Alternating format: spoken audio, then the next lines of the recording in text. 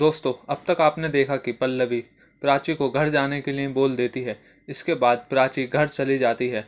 लेकिन प्राची के जाने के बाद पल्लवी डॉक्टर से मिलती है और उससे अपनी दोस्ती का वास्ता देते हुए प्राची का सच पूछने लगती है कि तुमने ऐसा क्या कहा कि वो चली गई।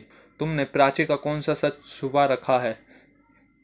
लेकिन डॉक्टर सच बताने से मना कर देती है। जब भी अगले सीन में प्राची को दिखाया जाता है, प्राची घर जाकर अपने रूम में रोने लगती है और अपनी पुरानी यादों को याद करने लगती है।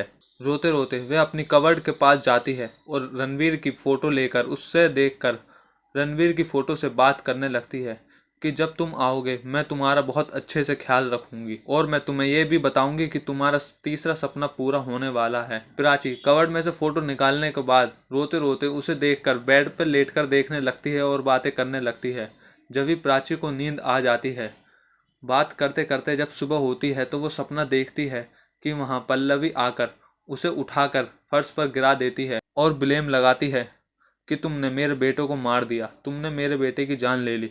और रिया भी यही कहती है कि तुमने मेरे पति की जान ले ली। लेकिन वह उठकर देखती है तो ये सब सपना होता है और वह बहुत ज़ोर से घबरा जाती है। तो वो तुरंत रणबीर के पापा को कॉल मिलाती है और उनसे सच पूछती है रोते रोते। उसके पापा समझ जाते हैं कि प्राची ने बुरा कोई सपना देखा है तो वो उसे समझाने लगते हैं। तभी अगले सीन हॉस्पिटल में दिखाते हैं कि पूरी फैमिली हॉस्पिटल में रणबीर के रूम के बाहर इंतजार कर रही होती। रणबीर के पापा प्राची से बात कर रहे होते हैं। तभी रणबीर के रूम से एक नर्स निकलकर आती है और वे न्यूज़ बताती है कि रणबीर को होश आ गया है। लेकिन वह अंदर चली जाती है कि आप जब भी मिल सकते हैं, डॉक्टर जब बाहर आएंगे वो आपको बताएंगे।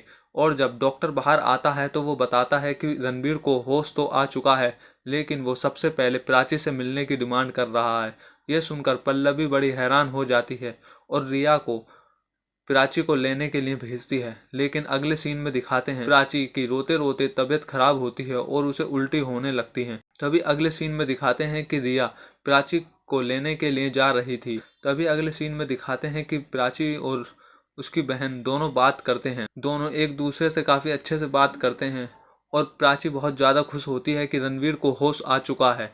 और वह खुश होकर बताती है कि मैं अब रणवीर को सब कुछ बता दूंगी कि उसका तीसरा सपना भी पूरा हो चुका है। तभी रिया की एंट्री होती और रणवीर को जब होश आता है तो वो अपने हाथ को देखता है। हाथ में मंगलसूत्र होता है। हाथ में मंगलसूत्र होने के बाद तो वह खुश होता है और कहता है, प्राची मैं तुम्हें अच्छी तरह से जानता हूँ कि तुम्हारे लिए मंगलसूत्र की क्या अहमियत है। तभी अगले सीन में दिखाते हैं कि रिया घर पर आ चुकी थी और प्राची के रूम के पास जा रही थी और वे रूम के पास चली जाती है और प्राची और उसकी बहन दोनों आपस में बात कर रहे थे। तभी रिया वहां पर पहुंच जाती है और खड़ी रहती है और प्राची की बात सुन लेती है कि ये दोनों कितने खुश हैं। तभी यहाँ पर सीरियल एंड हो जाता है। दोस्तों, आगे की स्टोरी जानने के लिए हमारे चैनल को सब्सक्राइब कीजिए